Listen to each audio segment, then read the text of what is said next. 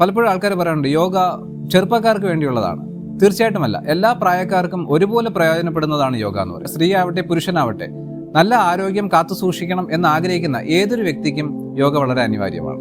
ചിലപ്പോൾ ചില ആൾക്കാർ പറയാറുണ്ട് യോഗയിനകത്ത് കുറേ ഫിസിക്കൽ പോസ്റ്റേഴ്സ് മാത്രമാണ് യോഗ, അല്ലെങ്കിൽ കുറേ ആസനാസ് മാത്രമാണ് യോഗ, അല്ലെങ്കിൽ കുറച്ച് റിലാക്സേഷൻ മാത്രമാണ് യോഗ.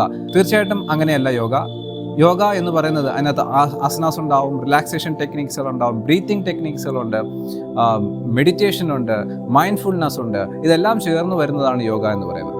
പിന്നെ ആൾക്കാരുടെ ഒരു തെറ്റിദ്ധാരണ എന്ന് പറയുന്നത് മെഡിക്കൽ ട്രീറ്റ്മെന്റിന് പകരമായിട്ട് ഉള്ളതാണ് യോഗ എന്നുള്ളത്. ഒരിക്കലുമല്ല.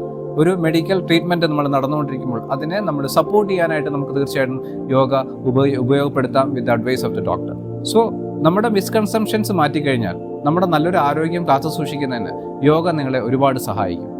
Stay healthy, wealthy and happy.